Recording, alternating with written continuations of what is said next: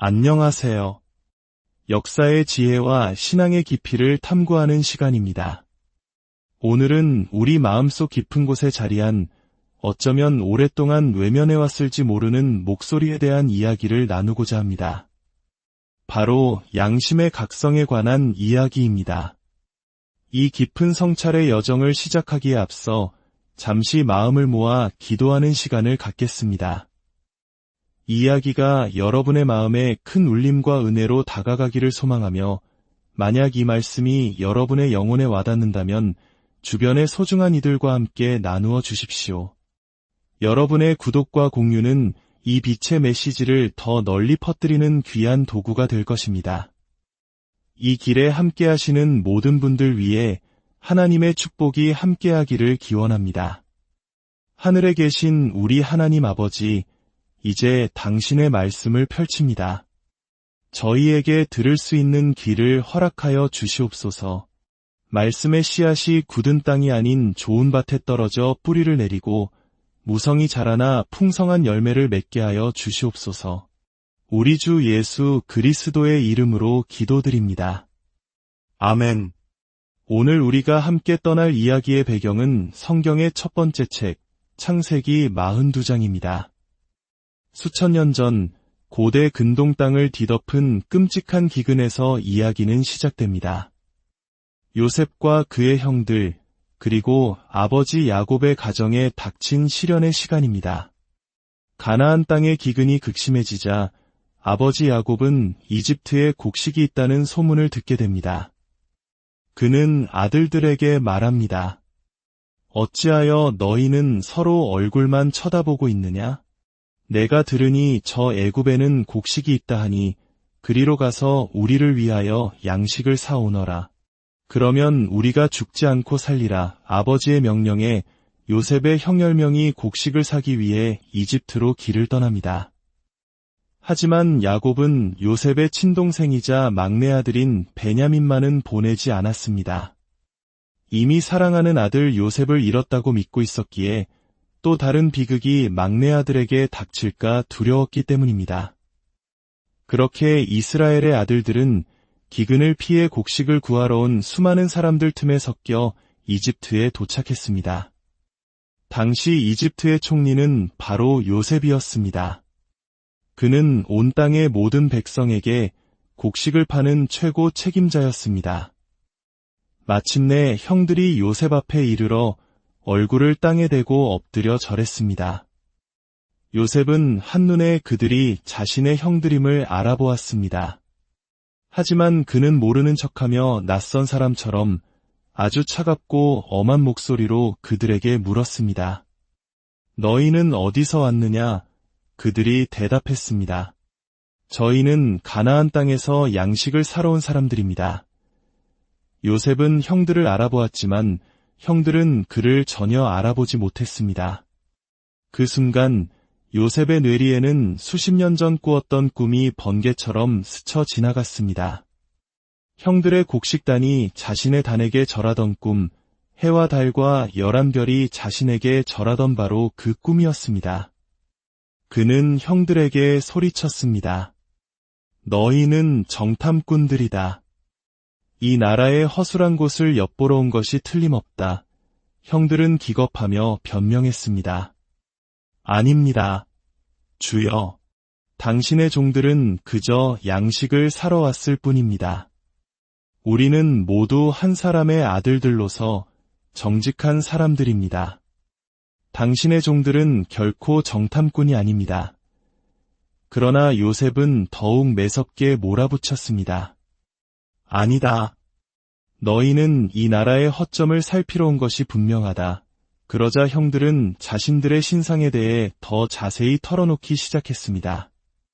당신의 종들인 우리는 본래 12 형제입니다.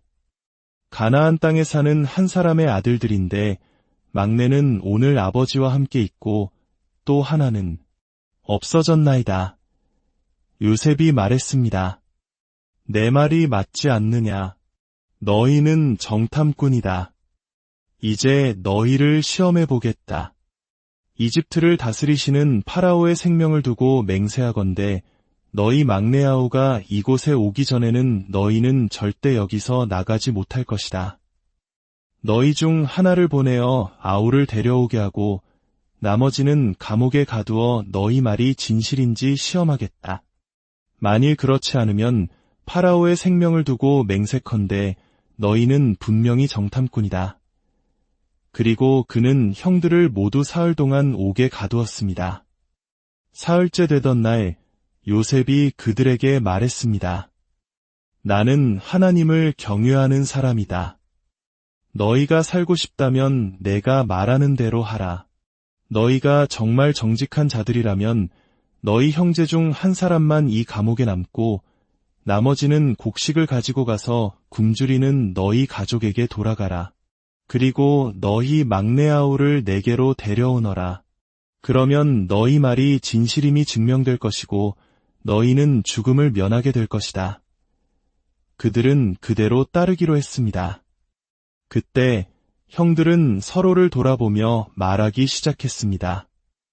그들은 요셉이 통역관을 통해 듣고 있기에 자신들의 말을 알아듣지 못할 것이라 생각했습니다. 우리가 아우의 일로 말미암아 벌을 받는 것이 분명하구나. 그가 우리에게 애걸할 때 그 고통스러운 모습을 보고도 우리가 듣지 않았지. 그래서 이 모든 괴로움이 우리에게 닥친 것이다. 맏형 르우벤이 한탄하며 말했습니다. 내가 그 아이에게 죄를 짓지 말라고 너희에게 말하지 않았더냐. 그런데도 너희가 듣지 않더니 이제 우리가 그의 핏값을 치르게 되었구나. 요셉은 통역관 뒤에서 그들의 대화를 모두 듣고 있었습니다. 그는 뒤로 돌아서서 남몰래 눈물을 흘렸습니다. 감정을 추스른 뒤 다시 그들에게 돌아와 말하고는 그들 앞에서 둘째 형인 시므온을 끌어내어 결박했습니다.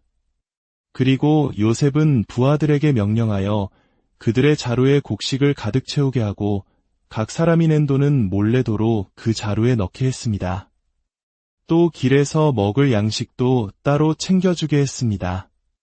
형들은 나귀의 곡식을 싣고 그곳을 떠났습니다.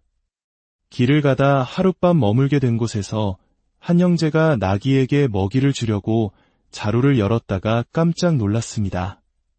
자루 아기에 자신이 냈던 돈이 그대로 들어있었기 때문입니다. 그가 다른 형제들에게 소리쳤습니다. 내 돈이 도로 들어있다. 보아라, 여기 내 자루 속에 있구나. 그 말을 듣자 그들은 모두 심장이 철렁 내려앉는 것 같았습니다. 그들은 두려움에 떨며 서로를 바라보며 말했습니다. 하나님께서 어찌하여 우리에게 이런 일을 행하시는가? 마침내 가나안 땅에 있는 아버지 야곱에게 돌아온 그들은 그동안 겪었던 모든 일을 자세히 아뢰었습니다. 이집트의 높은 사람이 자신들을 정탐꾼으로 몰았고 자신들은 정직한 사람들이라고 항변했으며 막내 아우를 데려와야만 정직함을 증명하고 시므온을 돌려받을 수 있게 되었다는 이야기까지 모두 말했습니다. 그리고 각자 곡식 자루를 쏟아보니 놀랍게도 모든 형제들의 자루에서 각자의 돈뭉치가 나왔습니다.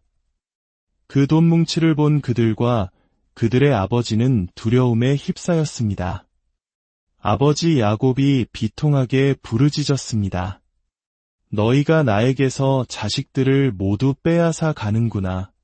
요셉도 없어졌고 시므온도 없어졌거늘 이제 베냐민마저 데려가려 하느냐.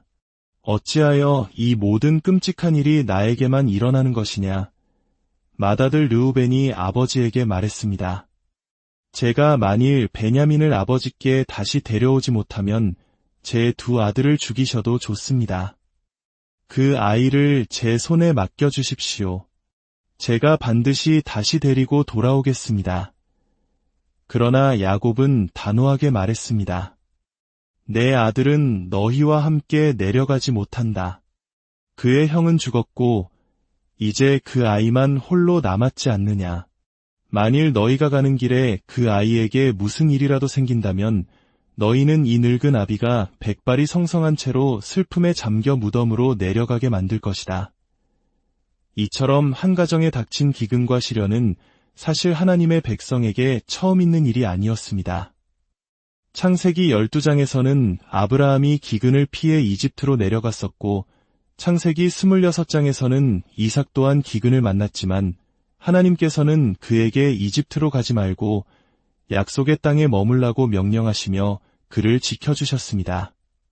그리고 이제 세 번째로 야곱의 가족이 기근을 만나 가장 가까운 강대국인 이집트로 향하고 있는 것입니다. 20년이라는 긴 세월이 흘렀습니다. 17살의 소년이었던 요셉은 이제 30대 후반의 이집트 총리가 되어 있었습니다. 그는 이집트식 이름을 가졌고 이집트인 아내를 맞았으며 이집트 말을 유창하게 구사했습니다. 통역관을 사이에 두고 대화했기에 형들은 그가 자신들의 말을 알아들을 것이라고는 상상도 못했습니다. 화려한 이집트 관복을 입고 당시 가나안 남자들과 달리 수염을 깨끗하게 민 그의 모습에서 과거의 동생 요셉을 떠올리기란 불가능했습니다. 요셉은 형들을 시험하기 위해 이 정교한 계획을 세웠습니다. 그는 단순히 막내 동생 베냐민이 보고 싶었던 것만이 아니었습니다. 그는 20년 동안 형들이 어떤 사람으로 변했는지 알고 싶었습니다. 그들은 여전히 자신을 죽음의 구덩이에 버리고 노예로 팔아넘겼던 그 잔인하고 이기적인 사람들일까? 아니면 세월 속에서 무언가 달라졌을까? 요셉은 금속의 순도를 시험하는 연단자처럼 형들의 마음을 시험하고 있었습니다. 불순물이 섞인 값싼 합금인지 아니면 진정한 순금과 순은인지 그들의 인격의 가치를 확인하고 싶었던 것입니다. 형들이 자신들의 가족에 대해 설명하며 한 명은 없어졌나이다 라고 말했을 때 그 모호한 표현을 주목해 보십시오. 그들은 차마 동생에게 무슨 짓을 했는지 입에 담을 수 없었습니다. 죽었는지 아니면 어디론가 팔려가 비참하게 살고 있는지 그저 없어졌다는 말로 덮어버릴 뿐이었습니다. 우리도 그렇지 않습니까? 과거의 잘못을 이야기하고 싶지 않을 때 실수가 있었어 혹은 완벽한 사람은 없잖아 라며 애매한 말로 얼버무리곤 합니다. 사흘간의 옥살이는 과거 요셉이 같았던 그 구덩이를 떠올리게 하기에 충분했을 것입니다. 그리고 요셉이 던진 한마디, 나는 하나님을 경외하는 사람이다. 이 말은 형들의 마음을 깊이 찔렀을 것입니다. 그것은 너희는 어떠한가? 라는 암묵적인 질문이었습니다. 20년 전 그들의 행동에는 하나님을 향한 두려움이 조금도 없었습니다. 지금은 달라졌을까요? 요셉이 형들에게 가혹하게 대한 것은 복수심 때문이 아니었습니다. 그는 상황을 역전시키고 싶었습니다. 그들이 과거 요셉이 겪었던 고통의 아주 작은 일부라도 경험하게 함으로써 잠들어 있던 그들의 양심을 깨우고 싶었던 것입니다. 보십시오. 모든 것이 뒤바뀌었습니다. 압제자였던 형들은 이제 억압받는 자가 되었습니다. 요셉을 감옥과 같은 구덩이에 던졌던 그들은 이제 스스로 감옥에 갇혔습니다. 아버지를 속였던 그들은 이제 동생에게 속고 있습니다. 노예로 형을 팔아넘겼던 그들은 이제 한 권력자 앞에서 종처럼 엎드려 있습니다. 오늘 본문이 중심에는 바로 양심의 각성이라는 주제가 있습니다.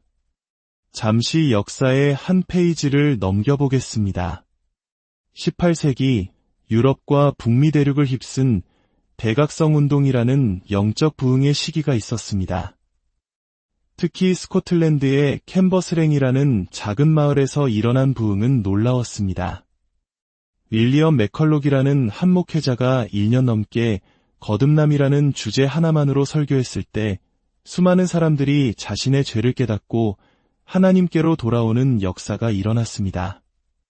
흥미로운 점은 이때 회심을 고백한 사람들의 간증이었습니다. 그들은 마약이나 알코올 중독, 방탕한 생활에서 돌아왔다고 말하지 않았습니다. 대부분은 평생 주일 예배에 참석하고 부모님께 기도하는 법을 배우고 심지어 교리문답을 통째로 외웠던 평범한 신자들이었습니다. 그들은 이렇게 고백했습니다. 저는 겉으로는 모든 종교적 의무를 다했지만 제 속은 죽은 자의 뼈로 가득 차 있었습니다. 저는 복음의 능력을 진정으로 알지 못했습니다. 어쩌면 우리 한국인들에게는 전쟁과 가난으로 모든 것이 폐허가 되었던 시절, 혹은 급격한 경제 성장 속에서 정신없이 앞만 보고 달려오다 문득 공허함을 느꼈을 때 이와 비슷한 영적 갈망을 느꼈던 분들도 계실지 모릅니다. 겉으로는 평범하고 안정된 삶을 사는 것처럼 보이지만 내면 깊은 곳에서는 해결되지 않은 죄의 문제로 고통받는 이들이 있었을 것입니다. 바로 요셉의 형들처럼 말입니다. 그들은 이집트 총리 앞에서 자신들이 캐님, 즉 정직한 사람들이라고 여러 번 주장했습니다. 물론 그들은 정탐꾼이 아니었으니 어떤 면에서는 그 말이 맞습니다.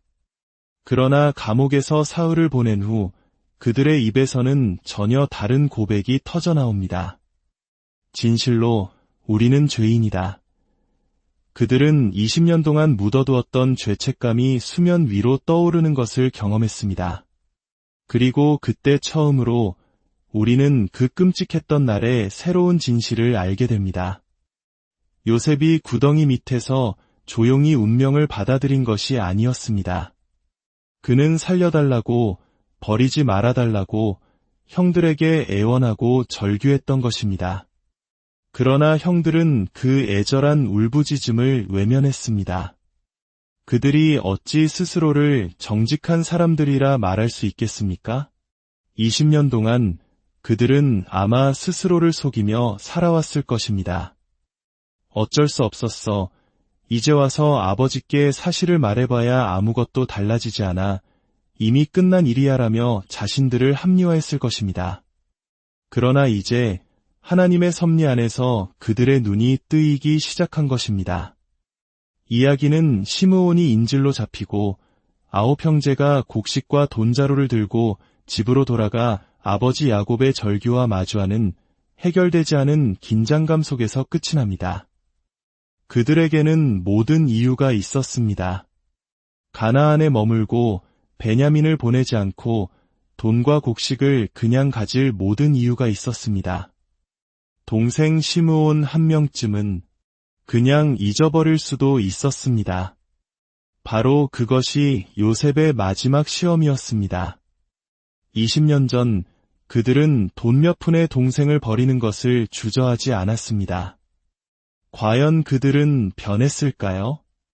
양심의 각성을 경험한 그들은 이제 다른 선택을 할까요? 이 질문은 오늘 우리에게도 동일하게 던져집니다. 혹시 당신의 과거에도 어둠 속에 숨겨둔 무언가가 있습니까? 아무도 몰랐으면 하는 비밀, 이제 와서 고백하기엔 너무 늦었다고 스스로를 설득해온 잘못이 있습니까? 혹은 지금 이 순간 아무도 모르는 이중적인 삶을 살고 있지는 않습니까? 겉으로는 정직한 남자, 정직한 여자라고 말하지만 마음속으로는 진실로 나는 죄인이다라고 고백할 수밖에 없는 그런 일이 있습니까? 일요일마다 가장 좋은 옷을 입고 교회에 나와 세례받은 교인으로서 세상 모든 사람들에게 좋은 신앙인처럼 보이지만 단 한 번도 당신의 양심이 진정으로 깨어나는 경험을 해보지 못했다면 그것은 참으로 안타깝고 영원히 위험한 일일 것입니다. 그러나 성경은 우리에게 소망의 메시지를 줍니다. 요한일서 1장은 말합니다. 만일 우리가 빛 가운데서 행하면 우리가 서로 사귐이 있고 그 아들 예수의 피가 우리를 모든 죄에서 깨끗하게 하실 것이요 하나님의 말씀은 빛입니다. 죄는 어둠을 사랑하기에 우리는 자꾸만 숨으려 합니다. 그러나 성경은 빛 가운데로 나오라고 혼자가 아니라 믿음의 공동체와 서로 사귐 안에서 함께 걸으라고 말합니다. 그럴 때 예수 그리스도의 보혈이 우리의 모든 죄를 깨끗하게 하신다고 약속하십니다. 양심의 각성은 우리를 절망에 빠뜨리기 위함이 아닙니다. 그것은 우리를 구원자이신 예수 그리스도께로 인도하는 첫걸음입니다. 죄의 오염을 깨닫는 것에서 그치지 않고 오직 그리스도만이 주실 수 있는 용서와 깨끗함을 누리게 하기 위함입니다. 그것이 바로 복음의 기쁜 소식입니다. 함께 기도하겠습니다. 하늘에 계신 우리 아버지 하나님, 이 시간 당신의 음성을 듣는 우리 모두를 도와주시옵소서. 우리 자신에게 나는 정직한 사람이라고 속삭이고 있지만 진실로는 죄인임을 아는 이들이 있다면 당신의 엄한 자비로 우리 자신의 죄를 보게 하여 주시옵소서. 그리고 그 깨달음 끝에 절망이 아닌 복음의 능력으로 당신께 달려가 십자가 아래에서 참된 용서를 발견하게 하여 주시옵소서. 이 말씀을 듣는 모든 분들의 삶에 하나님의 빛과 평안이 가득하기를 우리 주 예수 그리스도의 이름으로 축복하며 기도합니다.